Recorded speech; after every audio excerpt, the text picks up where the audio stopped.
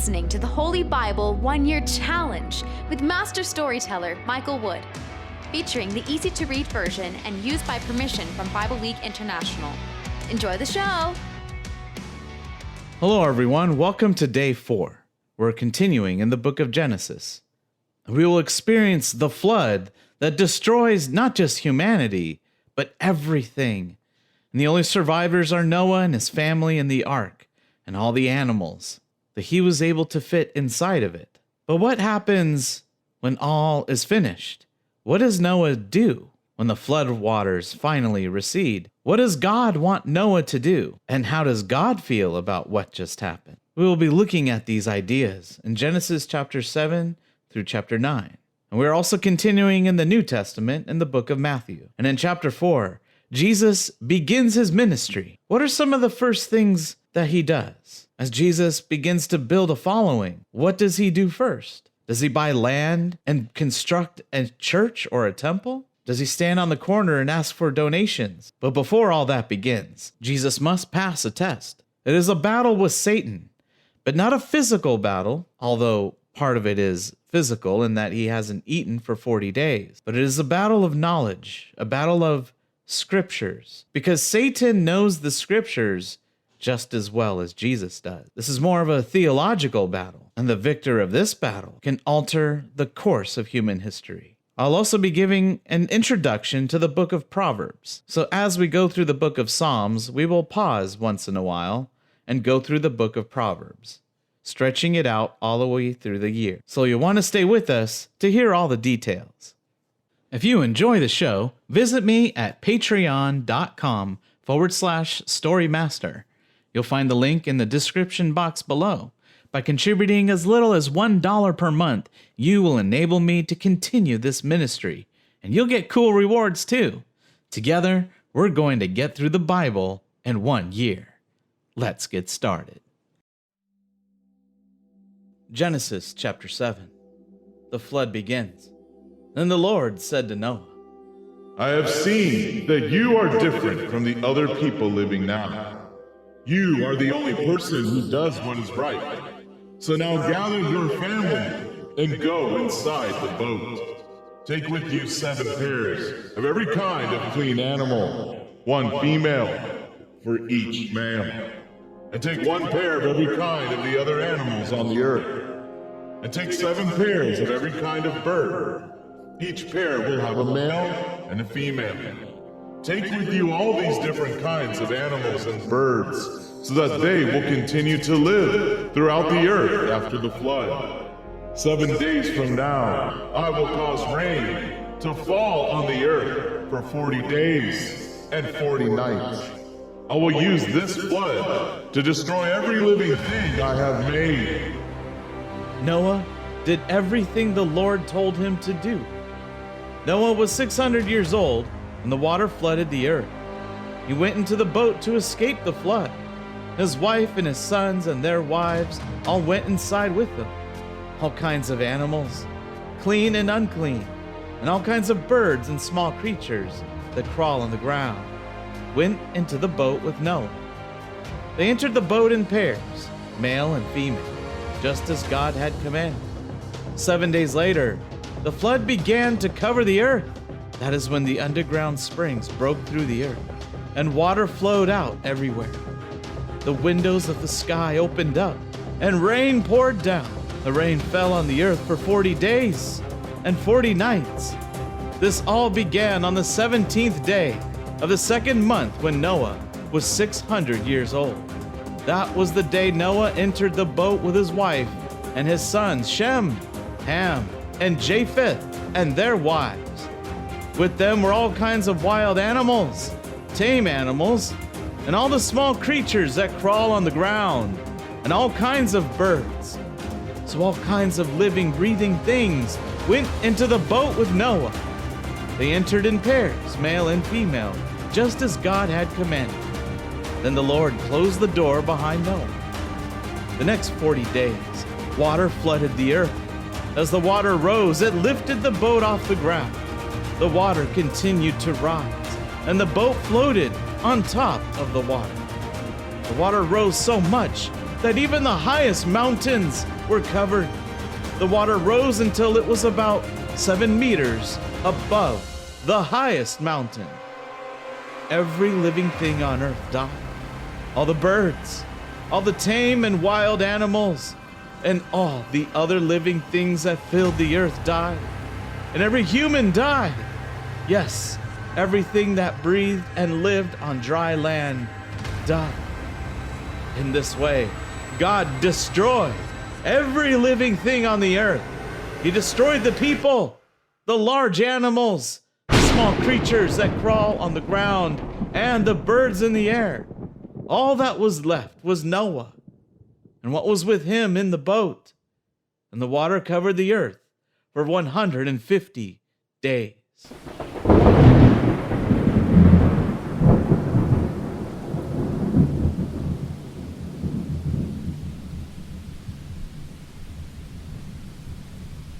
Genesis chapter 8. The flood ends. But God did not forget about Noah and the animals with him in the boat. God made a wind blow over the earth, and the water began going down. Rain stopped pouring from the windows of the sky, and the underground springs stopped flowing. The water that covered the earth continued to go down. After 150 days, the water had gone down enough for the boat to touch land. On the 17th day of the 7th month, it came to rest on one of the mountains of Ararat. The water continued to go down. By the first day of the 10th month, Noah could see the tops of the distant mountains. 40 days later, Noah opened the window he had made in the boat. He sent out a raven, and it flew from place to place until the water was gone and the ground was dry. Noah also let a dove fly out. He wanted to see if the water had gone down enough for the dove to find dry ground. The dove could not find a place to rest because water still covered the earth, so it came back to the boat. Noah reached out his hand and brought the dove inside. After 7 days, Noah sent the dove out again. At the end of the day, the dove came back with a fresh olive leaf in its beak. Then Noah knew that the flood had gone down. 7 days later, Noah let the dove go out again, and this time it did not come back. On the first day of the first month of the year that Noah turned 601, the water from the flood was gone. Noah removed the covering on the roof of the boat and saw that the ground was drying. By the 27th day of the 2nd month, the ground was completely dry. God said to Noah, Leave the boat. You and your wife and your sons and their wives should go out now. Take every living thing out of the boat with you, all the birds, the animals, and the small creatures that crawl on the ground. These will all produce many more living things, and they will fill the earth again. So Noah went out with his wife and his sons and their wives. All the animals, large and small, and every bird left the boat. All the things that live on earth came out of the boat in groups of their own kind. Noah offers sacrifices to God. Then Noah built an altar. He took some of all the kinds of clean animals and birds and offered them to the Lord on the altar as burnt offerings. The smell of the smoke pleased the Lord, and he said to himself, I will never again put a curse on the earth because of what people do. They cannot help themselves. Their thoughts are evil from the time they are young. So I will never again destroy every living thing on the earth as I did this time. As long as the earth remains, there will always be a time for planting and a time for harvest. There will always be cold and hot weather, summer and winter, day and night.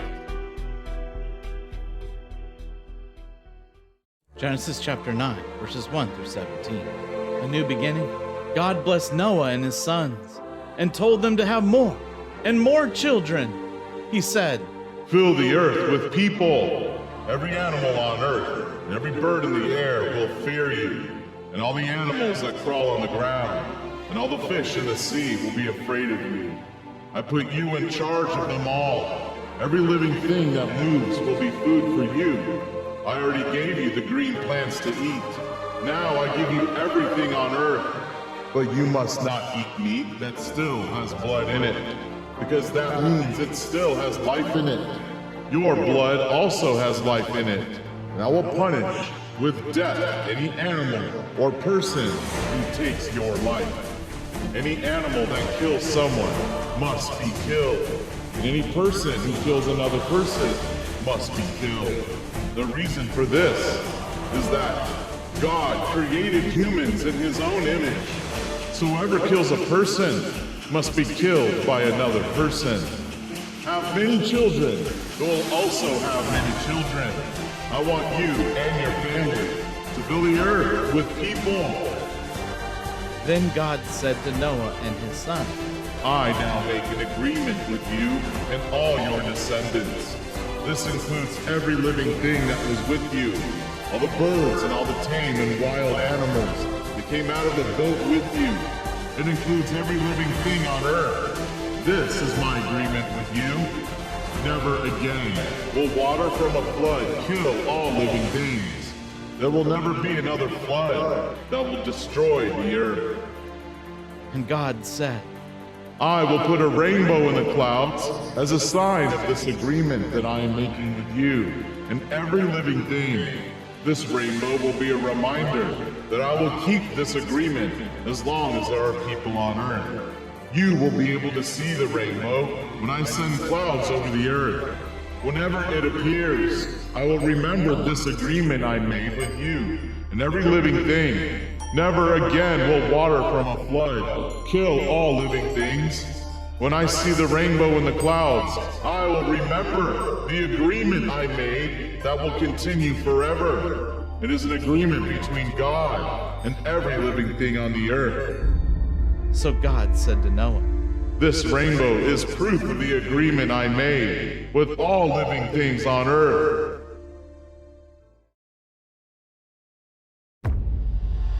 Matthew chapter 4, verses 1 to 22.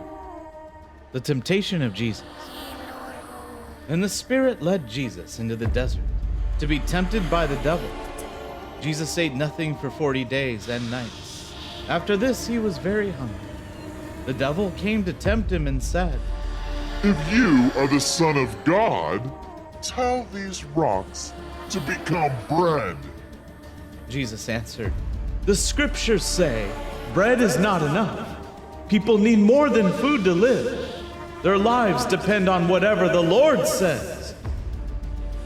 Then the devil led Jesus to the holy city of Jerusalem and put on him a high place at the edge of the temple area. He said to Jesus, If you are the Son of God, jump off. The scriptures say, God will command his angels to help you, and their hands will catch you, so that you will not hit your foot on a rock. Jesus answered, The scriptures also say, You must not test the Lord your God. Then the devil led Jesus to the top of a very high mountain and showed him all the kingdoms of the world and all the wonderful things in them. The devil said, If you will bow down and worship me, I will give you all these things. Jesus said to him, Get away from me, Satan!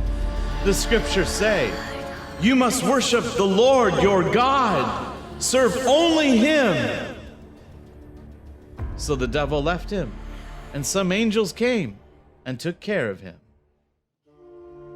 Jesus begins his work in Galilee. When Jesus heard that John had been put in prison, he went back to Galilee. But he did not stay in Nazareth. He went to live in Capernaum, a town near Lake Galilee, in the area near Zebulun and Naphtali. He did this to give full meaning to what the prophet Isaiah said. Listen, land of Zebulun and the land of Naphtali, lands by the road that goes to the sea, the area past the Jordan River, Galilee, where those from other nations live. The people who live in spiritual darkness have seen a great light.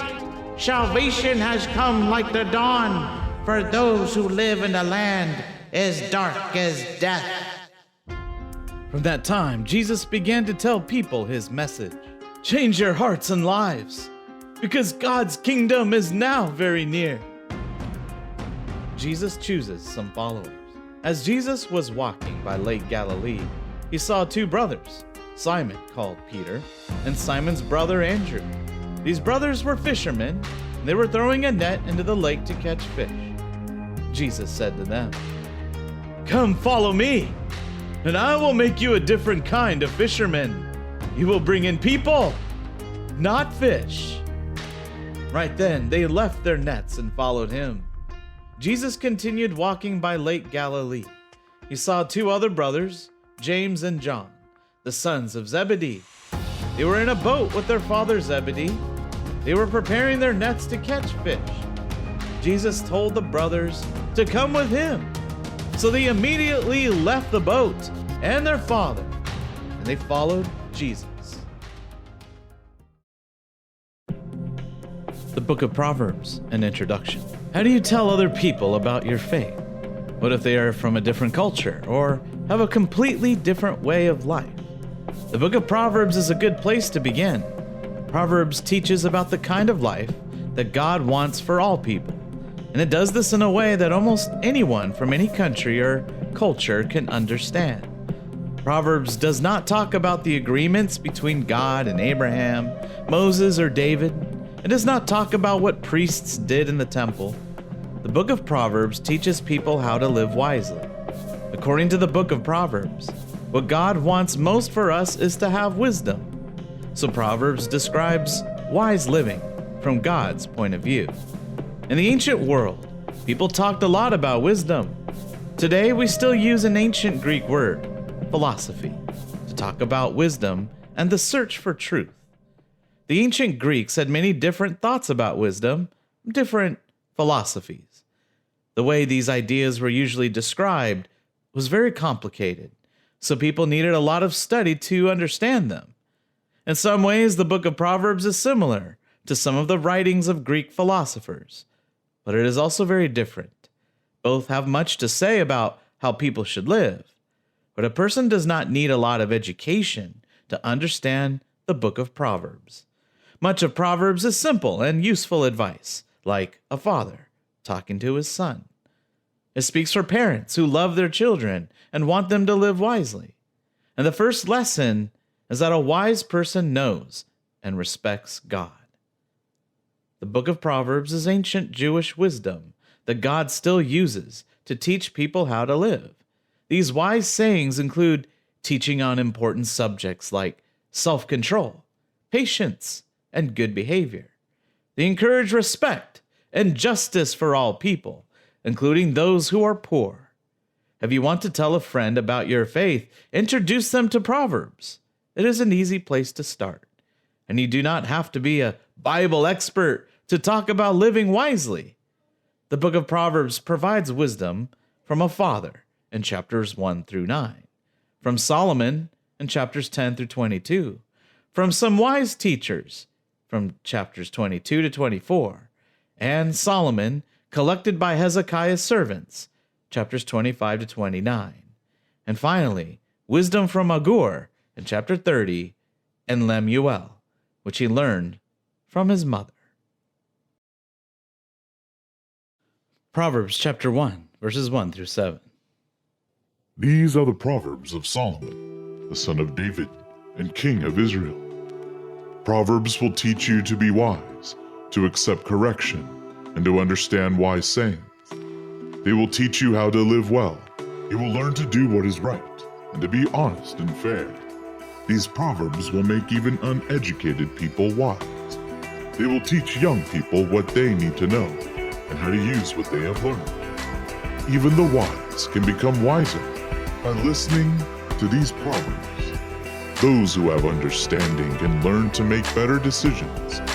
These sayings will help you understand Proverbs, stories with hidden meanings, words of the wise, and other difficult sayings.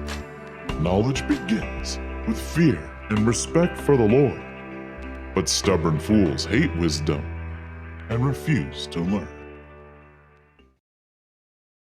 Well, that's it for day 4. Make sure you join us tomorrow for day 5. We will find that there are problems in Noah's family, and then we'll hear about all the descendants coming from his 3 sons, Japheth, Ham, and Shem. We'll also look at the story about the Tower of Babel, when a bunch of people get together and decide to build a temple city with a tower. And this will have something to do with why we have so many different languages on the earth. And you won't want to miss Matthew chapter 4, where we see Jesus performing his first miracles. And we'll also begin his first sermon that is recorded in the book of Matthew. So if you went to church service and Jesus was preaching that day, what would he say? What would it be about? Make sure you join us in the next episode to hear all the details. We hope you enjoyed today's verses. Be sure to leave us a positive review and to share this podcast with your friends and family. Please join us for the next episode as we experience the Bible in 1 year.